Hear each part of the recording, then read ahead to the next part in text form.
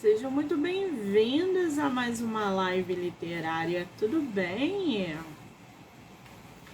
Estamos aí finalizando o primeiro dia da maratona de lives do mês de abril.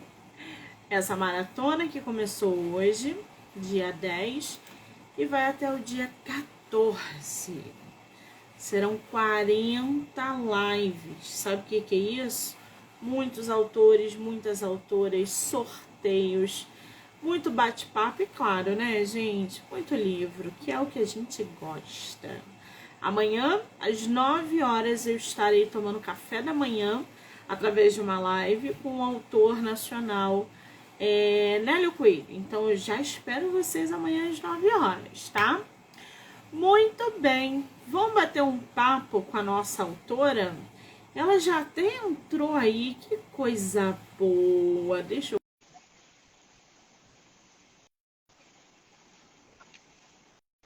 Enviei o convite para você, só aceitar.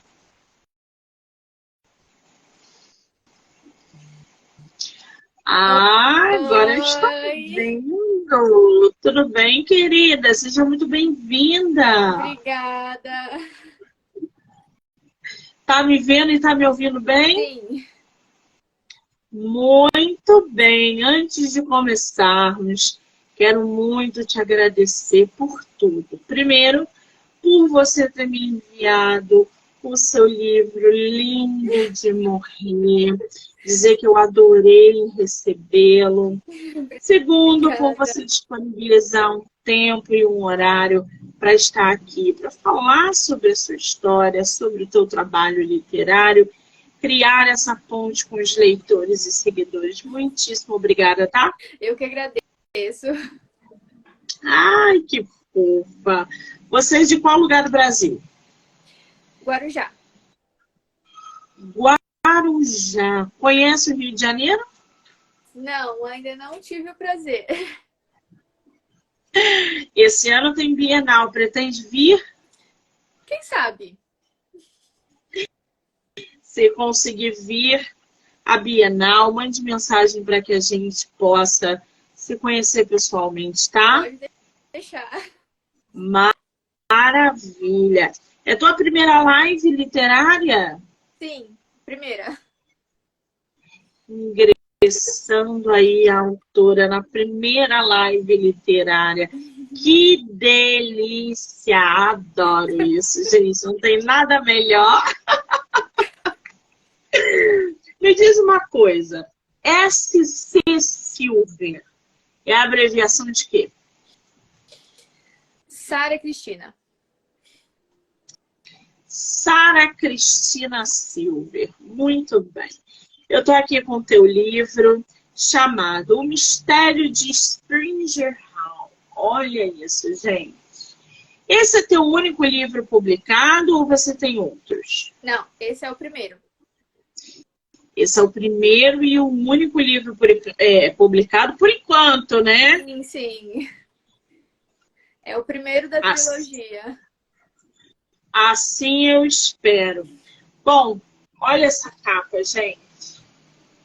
Olha esse trabalho. E não é só fora, não. Olha aqui a diagramação. Toda detalhada. Olha aqui, gente, que coisa linda essa diagramação. Me diz uma coisa, esse teu livro foi publicado pela Viseu, né? Isso mesmo. Primeiro livro publicado e já publicado por uma editora de grande porte, que é a Viseu. Como é que foi essa tua experiência com a editora? Foi positiva? Você gostou? Pretende continuar publicando por ela ou vai fazer independente? Eu gostei bastante. É assim, é um trabalho demorado, mas já é esperado disso, sim, né? Mas eles me deram bastante suporte na hora da diagramação, até por eu ser nova, então eles me explicaram tudo. Sempre que eu tinha uma dúvida, eles sempre estavam ali para me ajudar, para me incentivar. Então, assim, eu sempre tive bastante suporte nessa parte do, da pré-venda. Então, eu tive bastante eles ali comigo para me auxiliar, né?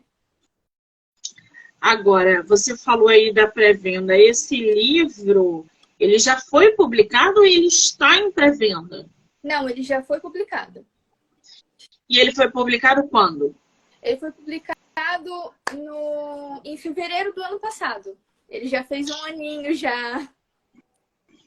Ah, então já está no mercado, já tem um tempo. Sim. Já tem um ano de mercado. Tem um fã aí seu na live. Minha cunhada arrasa. Que delícia! O pessoal que está entrando, sejam muito bem-vindos. Agora, você publicou em fevereiro do ano passado. Disse aí pra gente que é o primeiro de uma trilogia. O segundo já está pronto? Tá quase. Tá quase. E tem previsão para ser publicado ou não? Eu acredito que ali no começo do ano que vem ele já esteja já em pré-venda. Que maravilha! E aí o terceiro deve vir logo depois. Isso. Se não no final do ano que vem, no começo do outro. Mas se tudo der certo, esse é o plano. Maravilha! Agora me diz uma coisa, essa capa, como é que surgiu a ideia de você fazer essa capa com esse tom belíssimo? Foi em conjunto com a editora? Você já tinha isso em mente? Como é que surgiu? Bom, quando a gente chegou nessa parte de criar a capa, eu pesquisei bastante e eu queria uma coisa que relembrasse mesmo, que tivesse um significado, né? E que também ficasse de acordo com a época que o livro é passado. Então, eu pesquisei bastante, eu vi bastante capas ali de 1800, começo de 1900, e eu tentei pegar bem esse estilo mesmo de obra clássica para poder deixar ele assim mais bonitinho. E aí, junto com a editora, a gente foi criando. De início era para ele ser azul com dourado, mas aí eles me mandaram essa parte bordô e eu me apaixonei pela cor deles. E ficou assim. Ficou realmente um trabalho lindíssimo. Aliás, a Viseu tem surpreendido na hora de publicar os livros dos autores nacionais. Hoje, por exemplo, eu só recebi escritores da Viseu com trabalhos belíssimos de capa e diagramação. Que coisa bela. Eles arrasam, literalmente. Agora, me diz uma coisa, de onde surgiu o título do teu livro, O Mistério de Springer House? O livro 1 se chama A Herdeira. Da onde surgiu esse título?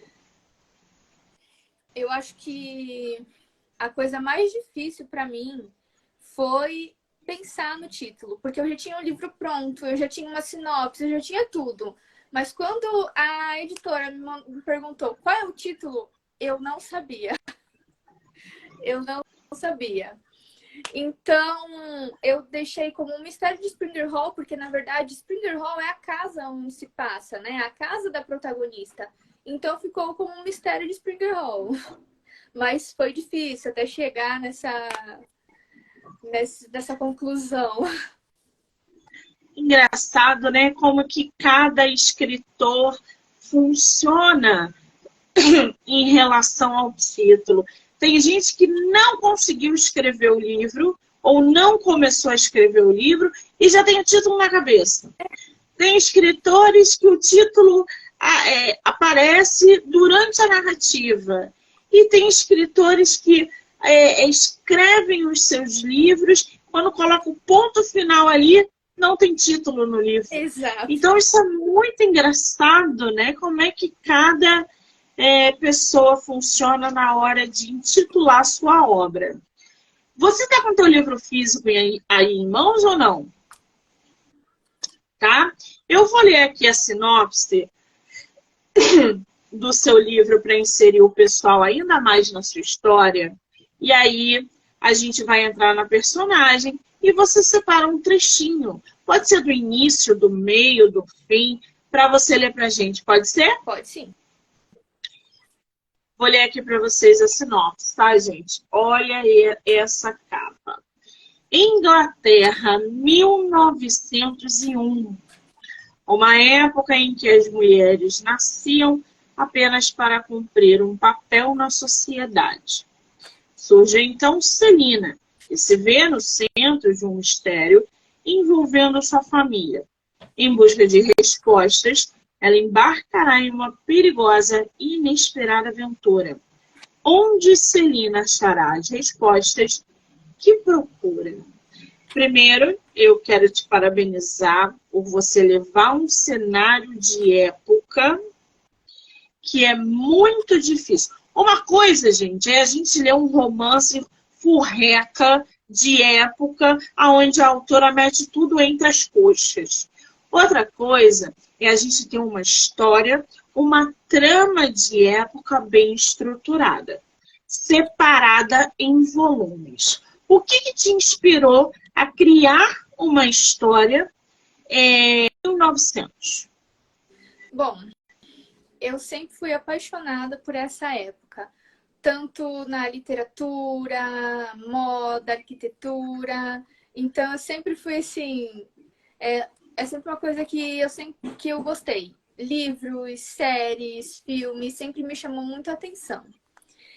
Eu sempre gostei, obviamente, eu acho que todo mundo que gosta dessa época tem ali uma inclinação para Sherlock Holmes, né? Sir Arthur Conan Doyle é maravilhoso. E eu cresci com isso, eu cresci vendo esses filmes. E, na verdade, o livro, ele, na verdade, foi um sonho que eu tive. O começo dele, o início dele foi um sonho que eu tive. E eu falei, poxa, foi legal. Eu posso tentar escrever sobre isso. E aí eu comecei a escrever. E quando eu estava com o primeiro capítulo pronto, eu mandei mensagem para uma das minhas amigas mais antigas. E eu falei para ela, olha, eu escrevi um trechinho de um sonho que eu tive. Eu acho que ficou legal. O que você acha?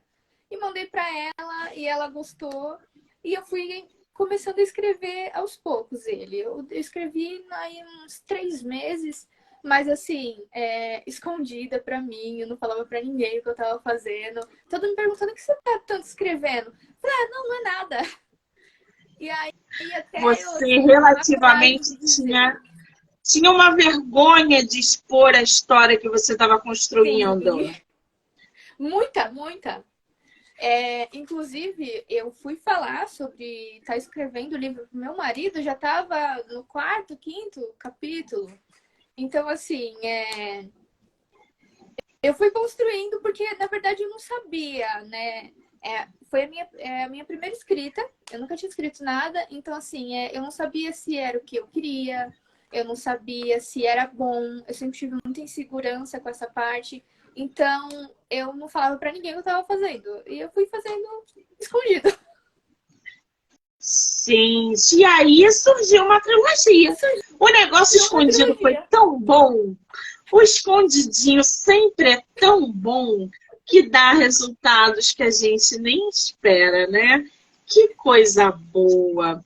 Agora, eu queria que você dissesse pra gente quem é a Celina. Bom, a Celina, ela tem uma visão muito pra frente. Ela é a menina do papai, sabe? Ela nunca gostou de ter ali aquela coisa engessada, aquele futuro engessado, que era uma coisa que a sociedade pautava naquela época para as mulheres, de você cresce, você casa, você tem filhos, e essa é a sua vida, você não pode fugir disso. E a Celina, ela nunca aceitou isso. Então, ela sempre fez de tudo para ela ter o lugar dela, para ela expor o que ela pensava, e isso sempre deixou ela em boas enrascadas, principalmente com a família.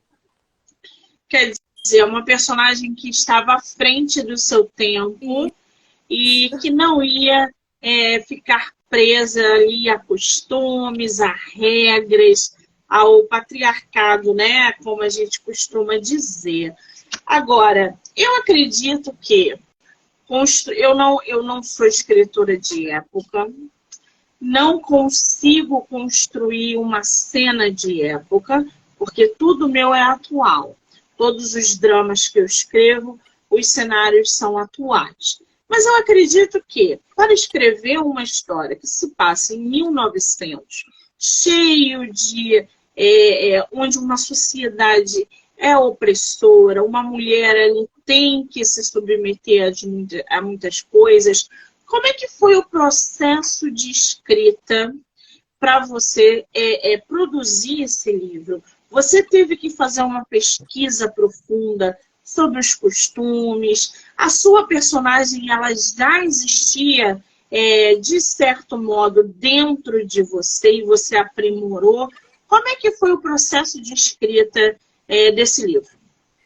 Muita pesquisa, tanto no mapa, porque eu queria que fosse uma coisa realista, eu queria que as pessoas procurassem as coisas que estão no livro e realmente achassem isso, porque eu gostei de pesquisar bastante e eu sempre gostei disso em tudo. E então, assim, costumes, moda, os locais, tudo foi bem pesquisado. E, inclusive, uma coisa que não foi fácil, eu queria deixar uma narrativa que abordasse, assim, que ficasse mais como naquela época, né? A forma deles falarem, porque se é uma obra de época, então tem que ter esse vocabulário de época, porque senão foge. Mas eu também não queria deixar uma coisa que é difícil do leitor entender. Porque eu vejo muitas pessoas hoje em dia dizendo que não leem um livro de época porque acham que é difícil de entender. Então eu queria que fosse claro, mas que também não fugisse do que ele é, um livro de época. Exatamente, isso é muito importante, porque se vocês pararem para pensar, não tem sentido nenhum você pegar um livro que se passa em 1900 e ler sobre coisas que acontecem em 2023, por exemplo. Exato. Não tem cabimento. Isso diz que a escritora ou o escritor, né, quem escreveu, se perdeu totalmente. Isso me lembra uma situação que eu passei com uma escritora, que ela pediu para eu fazer uma leitura analítica do livro dela, e eu fiz. E no livro dela, uma fantasia de época, ela inseriu smartphone delivery.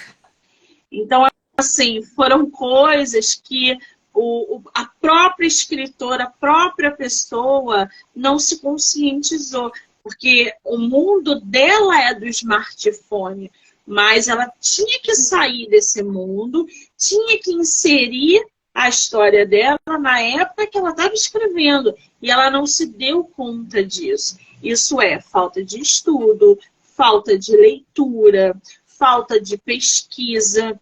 Então, é essa diferença que a gente tem no mercado hoje de um escritor muito bom e de um escritor mediano.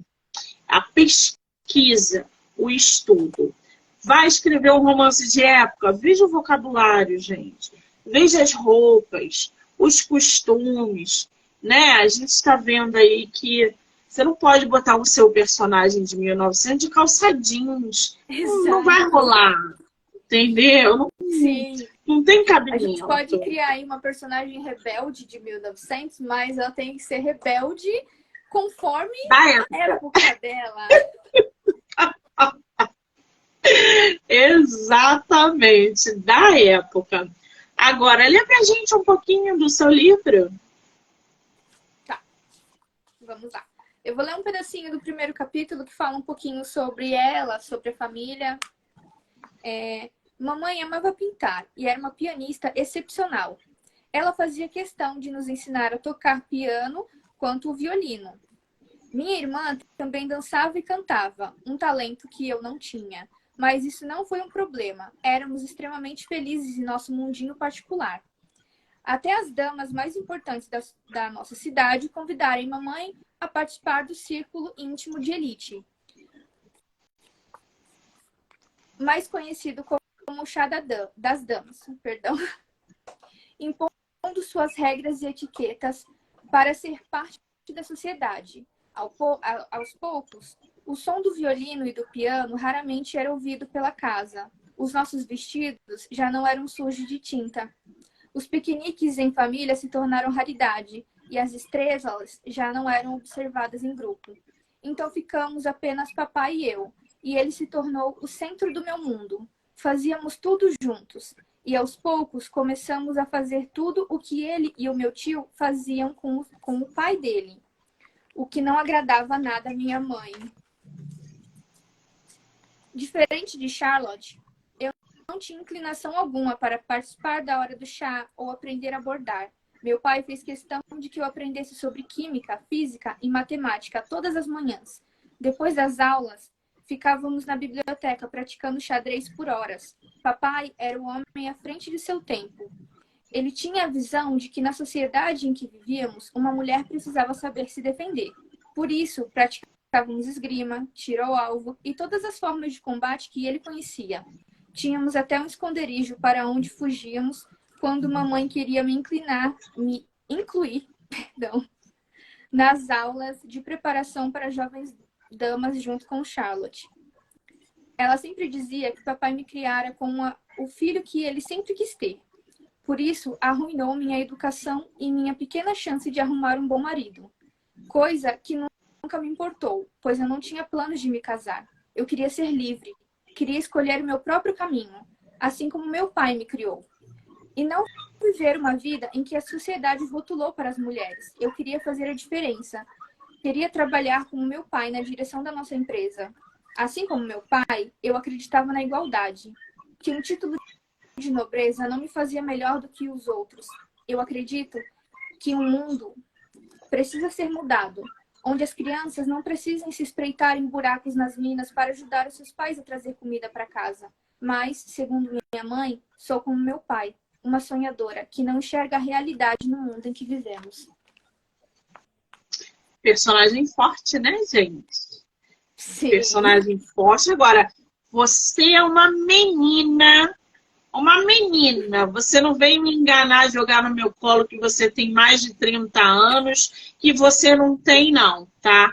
Você é uma menina que já tem uma mentalidade de outro tempo, né? Porque as escritoras de hoje, de 20, 24, 25, estão escrevendo coisas atuais. Você trouxe para os seus leitores uma história de época muito bem feita. Então, quer dizer, até para você estruturar isso na tua cabeça, você precisou se inserir naquele tempo. E isso é muito incomum, principalmente porque você é muito jovem, né? Vamos combinar. Eu tô aqui com a sua mini bio. Olha, gente, que graça. Eu vou ler um pouquinho para o pessoal te conhecer um pouco mais. Pode ser? Tudo bem. Nasci, gente, olha isso. Nasci em 1998, no Guarujá. Sempre vi minha fértil imaginação como um dos meus maiores problemas. Principalmente quando precisava prestar atenção em uma aula e novamente minha mente voava para longe. Qual é o teu signo? Escorpião. Decidi fazer dela uma aliada. Encontrei um mundo totalmente novo na escrita. E para completar minha total paixão pela leitura, nasceu em mim uma nova escritora. Até a bio dela é genial. Vocês vão combinar? Ai, gente! Que graça! Me diz uma coisa. Leitora desde sempre. A escrita se inseriu quando? Ela desenvolveu dentro de você que você falou assim, tá na hora de escrever. Na verdade, isso começou mais ou menos como um desafio. Eu sempre gostei de ler, desde novinha eu leio, mas eu nunca pensei em hipótese alguma em escrever. Até porque a matéria que eu menos gostava na escola era o português. Então, assim, foi surpreendente para mim quando eu comecei a escrever. Um dia eu tava vendo série com meu marido, Jane a Virgem, e ela é escritora, né? E aí Qual é o ele virou nome da pra série? Jane a Virgem. Não conheço, continua. E aí o meu marido ele virou para mim e falou assim: "Ah, você gosta tanto de ler, por que você não escreve? Já pensou nisso?" E eu virei para ele assim e disse: "Ah, eu não escrevo porque eu não tenho capacidade para isso." E o assunto acabou ali, mas aquilo ficou dentro de mim, sabe? Porque eu nunca tinha tentado, mas eu simplesmente virei para ele e disse que eu não fazia porque eu não tinha essa capacidade. E eu fiquei pensando nisso, fiquei pensando nisso. E aí eu tive o sonho. E eu falei, quer saber de uma coisa? Eu vou tentar. Porque foi como se eu mesmo tivesse feito uma aposta comigo de não, eu tenho capacidade sim, eu consigo sim, se eu tentar. Eu não tentei, então eu não sei. E foi assim que eu comecei a escrever. Que coisa. Agora, o teu livro, ele não é grande. Ele tem aí 95 páginas, gente, ó. Fininho. E aí você falou, vou fazer uma trilogia. Por que que você resolveu dividir a história e não colocá-la num único volume, já que o primeiro só deu aí 100 páginas? Sim, foi proposital. Eu fiz isso porque eu conheço muitas pessoas que falam que têm vontade de começar a ler, mas não fazem, porque geralmente os livros são muito grossos. Então, eu já fiz esse livro para ser uma cura de ressaca literária, para ser um abrir de portas, né, para novos leitores. Então, foi exatamente por isso que eu já deixei pequeno, porque quem gosta de ler vai ler isso aqui em 3, 4 horas no máximo. Mas para quem não gosta, é um mundo novo a ser inserido. É uma boa estratégia para captar leitores novos. Tenho que concordar com isso. No entanto, para mim, esse tipo de leitor tem um nome: preguiçoso crônico. Sim. Ai, vão me agredir, vão me cancelar agora na internet. Mas é sério, a gente vê que muitas pessoas realmente não leem porque, nossa, muito grande esse livro, eu não quero nem chegar Isso perto. mesmo. E não Já dou uma tem chance, prédio, né? é, acaba perdendo uma história sensacional por causa do tamanho e se afastando cada vez mais da leitura, né? Sim. Porque ele já olha aquilo lá, não, lê chato. Ler um livro grande, então, é mais chato ainda. E, na verdade, não é, né, gente? Leitura é hábito. Pratiquem a livroterapia, não é esse o tema do podcast? Exatamente.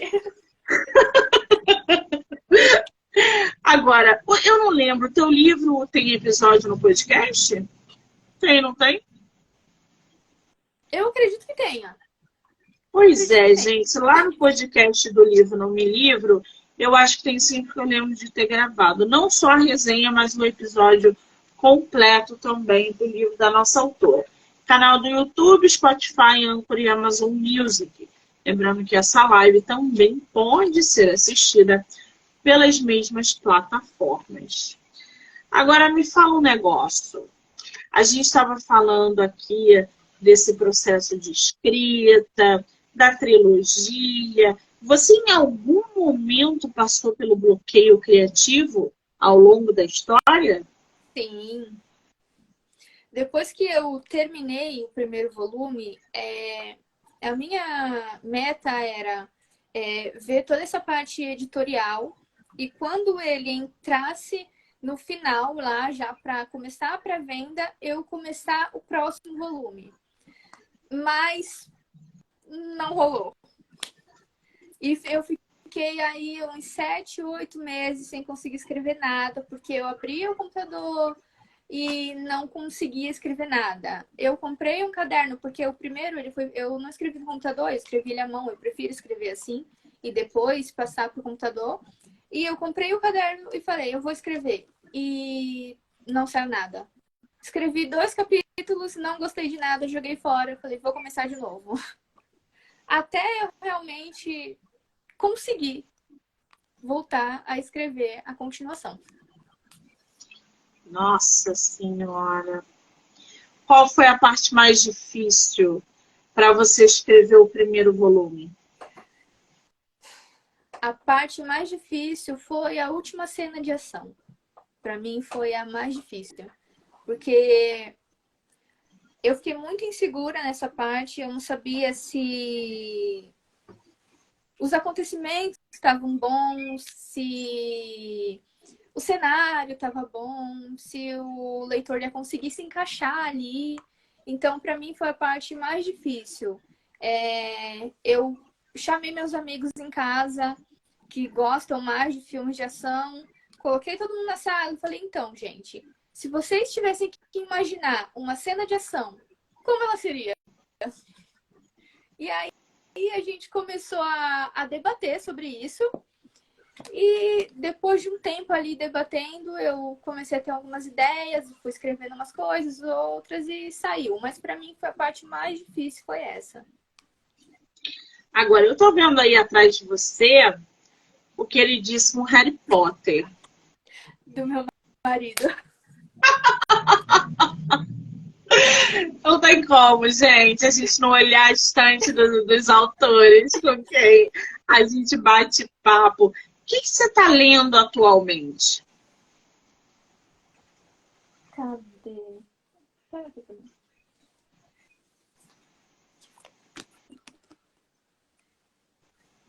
E não dá para ler, pelo menos eu não consigo ler. O que está escrito aí?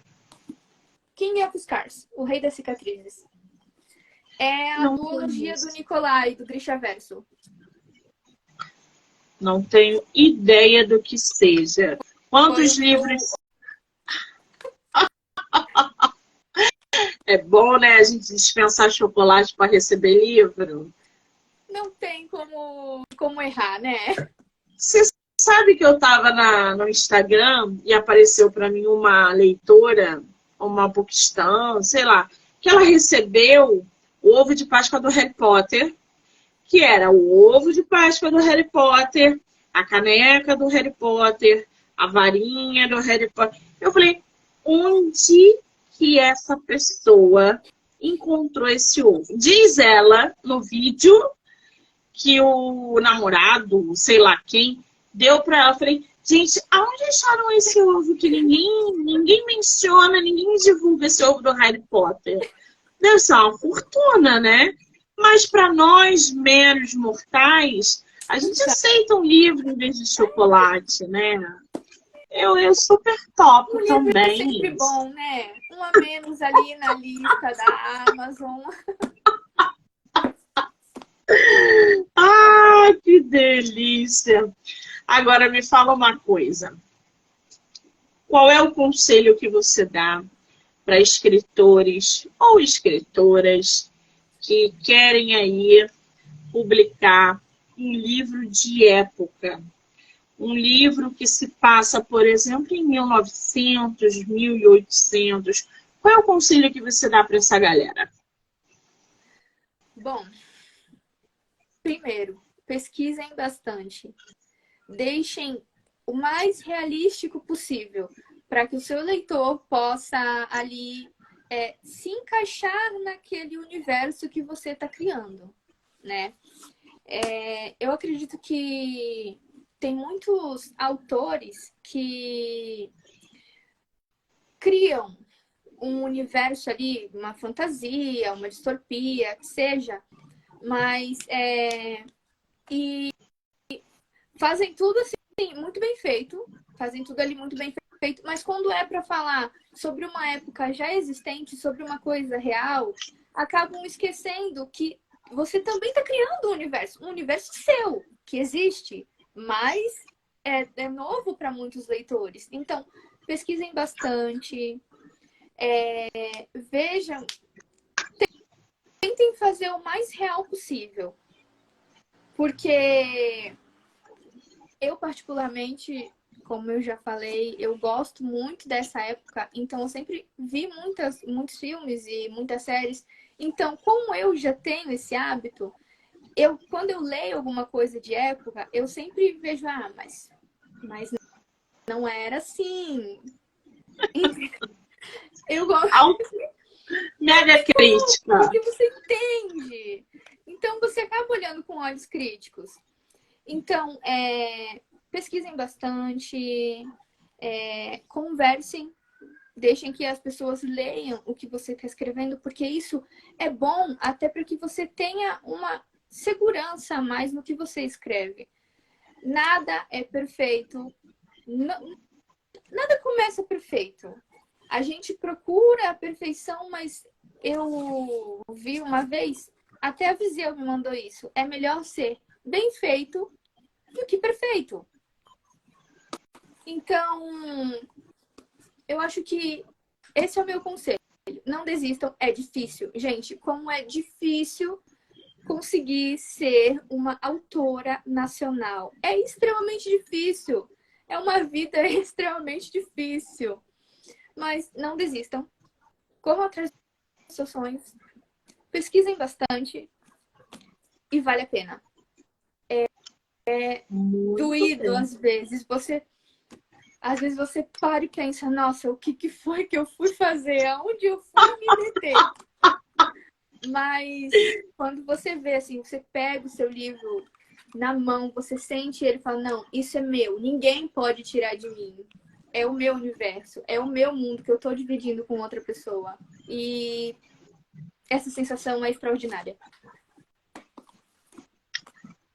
Assina embaixo de tudo que você falou, que é exatamente isso. É árduo, é difícil, às vezes parece impossível, mas quando ele nasce, nada supera. Nada na vida. A gente se sente completa, a gente se sente poderosa, a gente se sente a pessoa mais fantástica do mundo, porque a gente contribuiu. A gente tem uma contribuição nesse mundo cão da gente.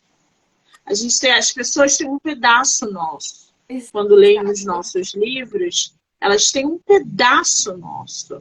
Então, isso ninguém tira da gente, autores publicados, enfim.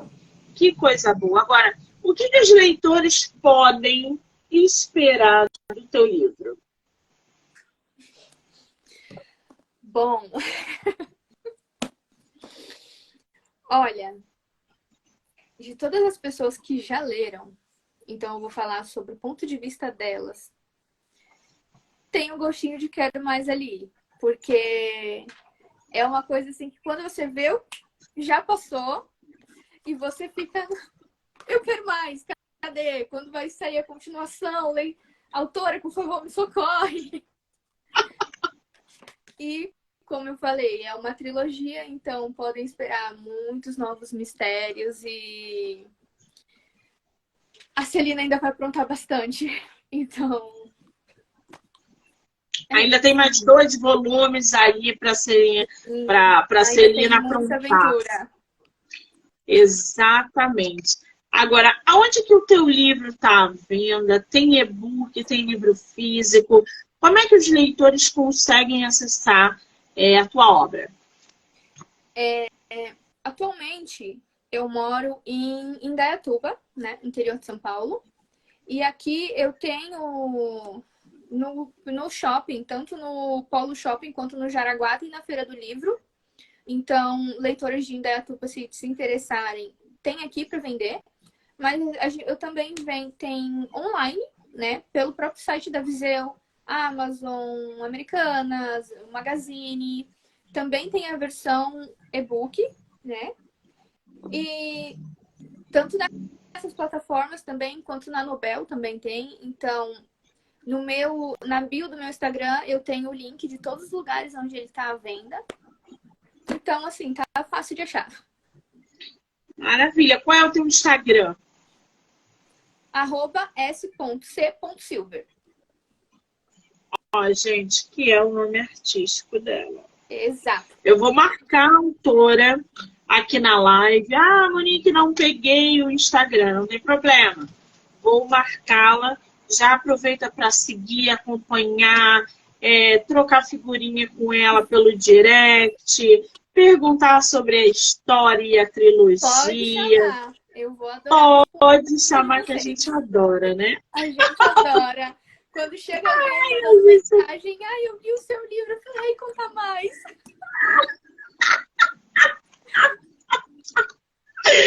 Conta mais, é demais isso. Mas é assim mesmo, a gente fica boba, né? Bestalhada do caramba, gente. O bicho besta que é ser uma autora nacional.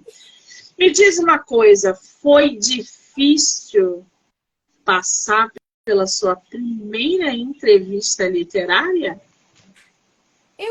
Tava bem nervosa. Mas não foi. Não foi. Foi bem fluido.